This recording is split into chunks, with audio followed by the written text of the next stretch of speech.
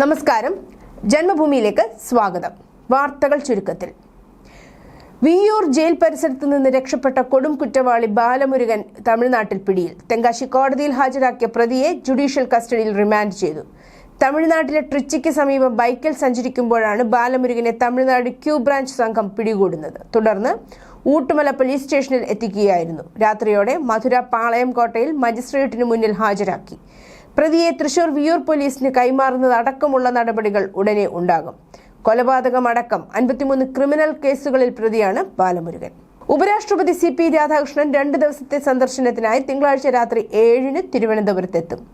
വിമാനത്താവളത്തിലെത്തുന്ന ഉപരാഷ്ട്രപതി രാത്രി 7:20-ന് പാളയം LMS കോമ്പൗണ്ടിൽ നടക്കുന്ന ട്രിവാൻഡ്രം ഫെസ്റ്റിൽ മുഖ്യാതിഥിയാകും. തുടർന്ന് ലോക്ഭവനിൽ താമസിക്കുന്ന ഉപരാഷ്ട്രപതി 30-ന് രാവിലെ 10-ന് വർക്കല ശിവഗിരി 93ാമത് ശിവഗിരി തീർത്ഥാടന സമ്മേളനം ഉദ്ഘാടനം ചെയ്യും. തിരിച്ച് ഹെലികോപ്റ്ററിൽ തിരുവനന്തപുരത്തെത്തി 12:05-ന് മാരിവാനിയോസ് കോളേജിന്റെ പ്ലാറ്റിനം ജൂബിലി ആഘോഷങ്ങളുടെ സമാപനം ഉദ്ഘാടനം ചെയ്യും. ഉച്ചയ്ക്ക് 1:25-ന് തിരുവനന്തപുരം വിമാനത്താവളത്തിൽ നിന്ന് ഉപരാഷ്ട്രപതി തിരികെ പോകും. കാര്യവട്ടം ഗ്രീൻഫീൽഡ് സ്റ്റേഡിയത്തിൽ നടന്ന 4ാം T20 ക്രിക്കറ്റ് മത്സരത്തിലും ശ്രീലങ്കയെ തോൽപ്പിച്ച് ഇന്ത്യൻ വനിതകൾ. ഇന്നലെ 30 റൺസിനായിരുന്നു ഇന്ത്യൻ ജയം. ആദ്യം ബാറ്റ് ചെയ്ത ഇന്ത്യ റെക്കോർഡ് സ്കോറായ 221/2 ഉയർത്തിയതിനു ശേഷം ലങ്കയെ 191/6 ഒതുക്കി. അർദ്ധ സെഞ്ചുറികൾ നേടുകയും ഓപ്പണിംഗിൽ 162 റൺസിന്റെ റെക്കോർഡ് കൂട്ടുകെട്ടി സൃഷ്ടിക്കുകയും ചെയ്ത ഷെഫാലി വർമ്മയും 46 പന്തുകളിൽ 79 റൺസ്, സ്മൃതി മന്ദാനയും 48 പന്തുകളിൽ 80 റൺസ് ചേർന്നാണ് ഇന്ത്യക്ക് വിജയമൊരുക്കിയത്. ശബരിമല സ്വർണ്ണക്കൊള്ള കേസ് അന്വേഷണം ദിണ്ടിഗൽ സ്വദേശി ഡി മണിയിൽ തട്ടി വഴിമാറുന്നു. ശബരിമല സ്വർണ്ണക്കൊള്ളയിൽ മണിയുടെ പങ്ക് ഇതുവരെ വെളിവായിട്ടില്ല.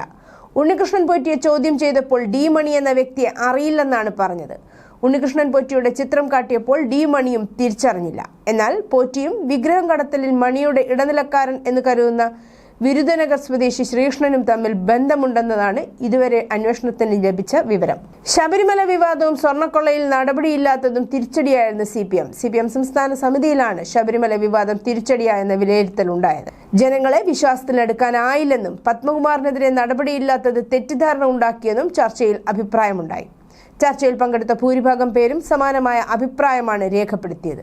എന്നാൽ സംസ്ഥാനത്ത് ഭരണവിരുദ്ധ വികാരമില്ല. തദ്ദേശ തെരഞ്ഞെടുപ്പിൽ ഭരണവിരുദ്ധ വികാരം ഉണ്ടായിട്ടില്ല. സർക്കാർ പ്രവർത്തനങ്ങൾ ജനങ്ങളിലേക്ക് എത്തിക്കുന്നതിൽ സംഘടനാ വീഴ്ചയുണ്ടായതായും സംസ്ഥാന സമിതി വിലയിരുത്തി. കൂടാതെ തദ്ദേശ തെരഞ്ഞെടുപ്പിന് മുന്നോടിയായി വാരിക്കോരി നൽകിയ ആനുകൂല്യങ്ങൾ രക്ഷിച്ചില്ല. ന്യൂനപക്ഷം കൈവിട്ടു. ഭൂരിപക്ഷ വിഭാഗം വലയിൽ വീണതുമില്ല. ജനങ്ങളെ ആകർഷിക്കാൻ ഇനി ശരണം കേന്ദ്രത്തിനെതിരെയുള്ള സമരം മാത്രമാണെന്നും പോരാട്ടത്തിനായി മുഖ്യമന്ത്രിയും മന്ത്രിമാരും MLA-മാരും പാർട്ടി MP-മാരും തെരുവിലേക്ക് ഇറങ്ങുകയാണെന്നുമാണ് സൂചന. കോർപ്പറേഷനിൽ BJP അധികാരമേറ്റെടുത്തോടെ കോർപ്പറേഷൻ KSRTCക്ക് വാങ്ങി നൽകിയ ഇലക്ട്രിക് ബസ്സുകൾ വീണ്ടും ചർച്ചയാവുകയാണ്. നഗരസഭാ പരിധിയിൽ സർവീസ് നടത്തേണ്ട ബസ്സുകൾ നഗരത്തിന് പുറത്ത് സർവീസ് നടത്തുന്നതിനെതിരെ പുതിയ ഭരണസമിതി ശക്തമായി മുന്നോട്ട് വന്നിരിക്കുകയാണ്. നഗരത്തിലെ ഈ ബസ്സുകളെ തിരിച്ചുപിടിക്കാനുള്ള കർശന നടപടി ഉടൻ സ്വീകരിക്കുമെന്ന് മാധ്യമങ്ങളോട് മേയർ VV രാജേഷ് പറഞ്ഞു. കോർപ്പറേഷനുമായുള്ള ധാരണയ്ക്ക് വിരുദ്ധമായി KSRTC നടത്തുന്ന ഏകപക്ഷീയമായ നിലപാടുകൾ അംഗീകരിക്കാനാവില്ലെന്നും അദ്ദേഹം അറിയിച്ചു. മലപ്പുറത്ത് കല്ല് തൊണ്ടയിൽ കുരുങ്ങി 1 വയസ്സുകാരൻ മരിച്ചു. പള്ളിക്കര തെക്കുമുറ കൊയ്യാംകോട്ടിൽ മഹ്റൂഫ് റുമാന ദമ്പതികളുടെ മകൻ അസ്ലം നൂഹാണ് മരിച്ചത്. കുഞ്ഞ് വീട്ടുമുറ്റത്തു നിന്ന് അബദ്ധത്തിൽ കല്ല് വാരി തിന്നുകയായിരുന്നു. ഉടൻ തന്നെ ചങ്ങരംകുളത്തെയും പിന്നീട് കോട്ടയ്ക്കലിലെയും സ്വകാര്യ ആശുപത്രികളിൽ എത്തിച്ചെങ്കിലും രാത്രിയോടെ മരണം സംഭവിച്ചു. വട്ടിയൂർക്കാവ് MLA VK പ്രശാന്തിന്റെ ശാസ്തമംഗലത്തെ കോർപ്പറേഷൻ കെട്ടിടത്തിലെ ഓഫീസുമായി ബന്ധപ്പെട്ട വിവാദം പുതിയ തലത്തിലേക്ക്. തിരുവനന്തപുരം കോർപ്പറേഷന്റെ കെട്ടിടങ്ങൾ സ്വകാര്യ വ്യക്തികൾക്ക് വാടകയ്ക്ക് നൽകുന്നതിൽ വൻ ക്രമക്കേട് നടന്നിട്ടുണ്ടെന്നാണ് കണ്ടെത്തൽ. ഇതുമായി ബന്ധപ്പെട്ട് സമഗ്ര അന്വേഷണം നടത്താനാണ് തിരുവനന്തപുരം കോർപ്പറേഷന്റെ തീരുമാനം. വാടകയ്ക്ക് നൽകിയതിന്റെ മുഴുവൻ രേഖകളും ഹാജരാക്കാൻ സെക്രട്ടറിക്ക് നിർദ്ദേശം നൽകും. മിക്ക കെട്ടിടങ്ങളും കടമുറികളും പല ആളുകൾ കൈമാറി ഉപയോഗിക്കുന്നുവെന്നാണ് കണ്ടെത്തൽ. ഉയർന്ന തുകയ്ക്കാണ് ഇത്തരം കൈമാറ്റം നടന്നിട്ടുള്ളതെന്നും യഥാർത്ഥ വാടകക്കാരല്ല ഇവ ഇപ്പോൾ ഉപയോഗിക്കുന്നതെന്നും കണ്ടെത്തിയിട്ടുണ്ട്.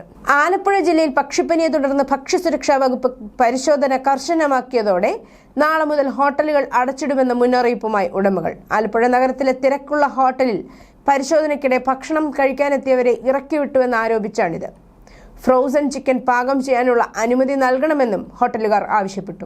പക്ഷിപ്പനി പ്രതിരോധിക്കുന്നതിന് നിശ്ചിത കാലയളവിൽ താറാവ് കൃഷിക്ക് നിരോധനം ഏർപ്പെടുത്തണമെന്ന ആവശ്യവും ഹോട്ടൽ ഉടമകൾ ഉന്നയിക്കുന്നു. ബാഗൽഗുണ്ടയിൽ ലിവ് ഇൻ പങ്കാളിയെ ലൈംഗികമായി പീഡിപ്പിച്ച ശേഷം 20 ലക്ഷം രൂപയും 200 ഗ്രാം സ്വർണവും തട്ടിയെടുത്ത യുവാവ് അറസ്റ്റിൽ. ബംഗളൂരു സ്വദേശി ശുഭം ശുക്ലയാണ് അറസ്റ്റിലായത്. 29 വയസ്സാണ് ഇയാൾക്ക്. യുവതിക്ക് നേരെ ലൈംഗികാതിക്രമം നടത്തിയ പ്രതി യുവതിയുടെ പ്രായപൂർത്തിയാകാത്ത സഹോദരിയെയും പീഡിപ്പിച്ചിരുന്നു. ഈ സംഭവത്തിൽ യുവാവിനെതിരെ പോക്സോ കേസും പോലീസ് രജിസ്റ്റർ ചെയ്തിട്ടുണ്ട്. 1819 Tatanagar Ernakulam junction superfast express ട്രെയിനിന് തീപിടിച്ചു. 2 AC കോച്ചുകൾ പൂർണ്ണമായും കത്തിനശിച്ചു.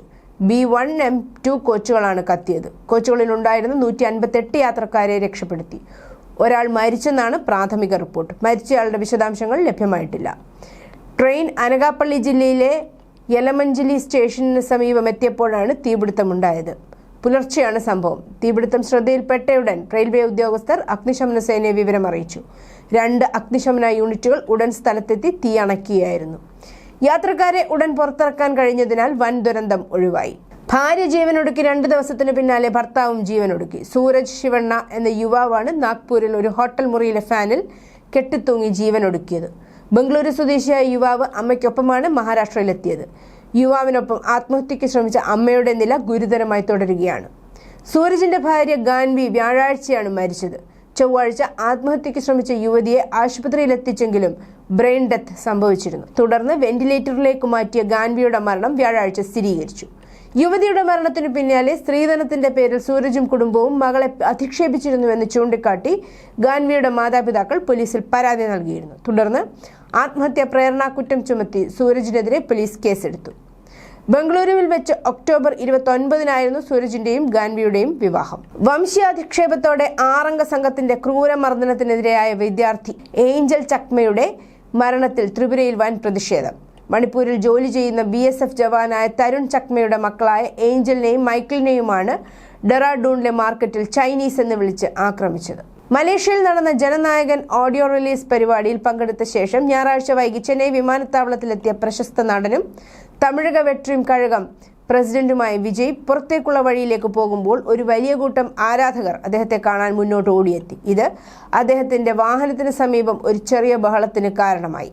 തിരക്കിനിടയിൽ വിജയ് തന്റെ കാറിൽ എത്തുന്നതിന് തൊട്ടുമുമ്പ് കാൽ തെറ്റി വീണു. സുരക്ഷാ ഉദ്യോഗസ്ഥർ ഉടൻ ഇടപെട്ട് അദ്ദേഹത്തെ വേഗത്തിൽ ഉയർത്തി സുരക്ഷിതമായി വാഹനത്തിലേക്ക് കൊണ്ടുപോയി. വരാനിരിക്കുന്ന പിംപ്രി ചിഞ്ച്വാഡ് മുനിസിപ്പൽ കോർപ്പറേഷൻ തെരഞ്ഞെടുപ്പിൽ തന്റെ അമ്മാവൻ ശരത് പവാറിന്റെ നേതൃത്വത്തിലുള്ള വിഭാഗവുമായി താൻ നാഷണലിസ്റ്റ് കോൺഗ്രസ് പാർട്ടി NCP സഖ്യം രൂപീകരിക്കുമെന്ന് മഹാരാഷ്ട്ര ഉപമുഖ്യമന്ത്രി അജിത് പവാർ പ്രഖ്യാപിച്ചു. ഇൻഗുലാബ് മോഞ്ചോ നേതാവ് ഷെരീഫ് ഒസ്മാൻ ഹാദിയുടെ കൊലയാളികൾ മേഘാലയ അതിർത്തിയിലൂടെ ഇന്ത്യയിലേക്ക് പലായനം ചെയ്തുവെന്ന് ബംഗ്ലാദേശ് പോലീസിന്റെ അവകാശവാദം മേഘാലയയിലെ അതിർത്തി സുരക്ഷാ സേന BSF ഞായറാഴ്ച തള്ളിക്കളഞ്ഞു. അത്തരം അതിർത്തി കടന്നുള്ള നീക്കത്തിന് തെളിവുകളൊന്നുമില്ലെന്ന് പറഞ്ഞു.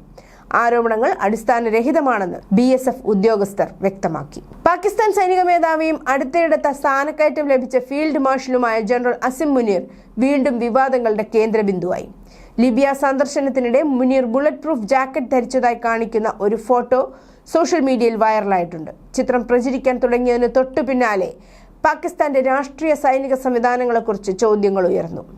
അസ്ഥിരമായ പ്രദേശങ്ങളിലെ ഉന്നത വ്യക്തികൾക്ക് ഇത്തരം മുൻകരുതലുകൾ സാധാരണമാണെങ്കിലും ആണവായുധങ്ങളുള്ള ഒരു രാജ്യത്തിൽ നിന്നുള്ള ഒരു നേതാവിനെ പലപ്പോഴും ശക്തമായ ഒരു ശക്തിയായി ചിത്രീകരിക്കുമ്പോഴും വിദേശത്ത് പോലും മെച്ചപ്പെട്ട വ്യക്തിഗത സംരക്ഷണം തിരഞ്ഞെടുക്കുകയും ചെയ്യുന്നതിന്റെ വിരോധാഭാസത്തെ വിമർശകരും നിരീക്ഷകരും ചൂണ്ടിക്കാണിക്കുന്നു. താജിക്കിസ്ഥാനിൽ റിക്ടർ സ്കെയിലിൽ 4.1 രേഖപ്പെടുത്തിയ ഭൂകമ്പമുണ്ടായി. ഇന്നലെ ഇന്ത്യൻ സമയം ഉച്ചകഴിഞ്ഞ് 3:24 ഭൂകമ്പമുണ്ടായത്. റിക്ടർ സ്കെയിലിൽ 4.1 തീവ്രത രേഖപ്പെടുത്തിയതായി നാഷണൽ സീസ്മോളജിക്കൽ സെന്റർ അറിയിച്ചു. 10 കിലോമീറ്റർ ആഴത്തിലുണ്ടായ ഭൂകമ്പം 37.59 ഡിഗ്രി വടക്കൻ അക്ഷാംശത്തിലും 78.90 ഡിഗ്രി കിഴക്കൻ രേഖാംശത്തിലുമാണ് ആദ്യം കണ്ടെത്തിയിരുന്നു. ഭൂകമ്പം മൂലമുണ്ടായ നാശനഷ്ടങ്ങളെക്കുറിച്ചോ ആഘാതത്തെക്കുറിച്ചോ നിലവിൽ ഒരു വിവരവും ലഭ്യമല്ല. പാക് അധീന കാശ്മീരിലെ മിർപൂരിൽ ചെറിയ കുട്ടികളെ ലക്ഷ്യമിട്ട് ഭീകര ക്യാമ്പുകൾ നടത്താനൊരുങ്ങി ജെയ്ഷെ മുഹമ്മദ്. ജനുവരി 1 മുതൽ 7 വരെ തർബിയ അഥവാ പരിശീലന ക്യാമ്പ് സംഘടിപ്പിക്കുന്നുവെന്നാണ് രഹസ്യാന്വേഷണ ഏജൻസികളുടെ റിപ്പോർട്ട്. മറ്റ് സംഘടനകളുടെ മറവിൽ സംഘടിപ്പിക്കുന്ന ക്യാമ്പിന് ലഷ്കർ നേതാവ് അബ്ദുൾ റൌഫ്, റിസ്വാൻ ഹനീഫ്, അബു മൂസ എന്നിവരാണ് നേതൃത്വം നൽകുന്നത്. ഇതിന്റെ ഭാഗമായി ഗർഹി ഹബീബുള്ളയിലും ബാലാക്കോട്ടിലും പരസ്യ റാലികളും സംഘടിപ്പിച്ചു. ഈ റാലികളിലും ക്യാമ്പുകളിലും പങ്കെടുക്കുന്ന കുട്ടികളെയാണ് പിന്നീട് ഭീകര സംഘടനയിലേക്ക് റിക്രൂട്ട് ചെയ്യുന്നത്. ഞായറാഴ്ച തെക്കൻ സംസ്ഥാനമായ ഒക്സാക്കയിൽ ഇന്റർ ഓഷ്യാനിക് ട്രെയിൻ പാളം തെറ്റി 13 പേർ മരിച്ചതായി മെക്സിക്കൻ അധികൃതർ അറിയിച്ചു. സിസാൻഡ പട്ടണത്തിന് സമീപം പാളം തെറ്റിയ ട്രെയിനിൽ 9 ജീവനക്കാരും 241 യാത്രക്കാരും ഉൾപ്പെടെ 250 പേർ ഉണ്ടായിരുന്നുവെന്ന് മെക്സിക്കൻ നാവികസേന അറിയിച്ചു. വിമാനത്തിലുണ്ടായിരുന്നവരിൽ 193 പേർ അപകടനില തരണം ചെയ്തതായും വൈദ്യസഹായം ലഭിക്കുന്ന 36 പേർ ഉൾപ്പെടെ 98 പേർക്ക് പരിക്കേറ്റതായും റിപ്പോർട്ടുണ്ട്. ഷെയ്ഖ് ഹസീനയുടെ തിരിച്ചുവരവിനെ ചുറ്റിപ്പറ്റിയുള്ള 4 ആവശ്യങ്ങൾ ഇൻകുലാബ് മഞ്ച് ശക്തമാക്കി. ഇവരെ കൈമാറിയില്ലെങ്കിൽ അന്താരാഷ്ട്ര നിയമ നടപടി സ്വീകരിക്കുമെന്ന മുന്നറിയിപ്പ് നൽകിയതായി പ്രോത്തോം അലോ പറയുന്നു. കൊലപാതകത്തിൽ പങ്കുണ്ടെന്നും ബംഗ്ലാദേശിൽ വർഷങ്ങളായി അടിച്ചമർത്തലിന് നേതൃത്വം നൽകിയെന്നും ആരോപിക്കുന്ന ഹസീനയെ ഡൽഹിയിൽ നിന്ന് തിരിച്ചയച്ചില്ലെങ്കിൽ സർക്കാർ അന്താരാഷ്ട്ര നീതിന്യായ കോടതിയെ സമീപിക്കണമെന്ന് സംഘം ആവശ്യപ്പെട്ടു. News desk Janmabhumi.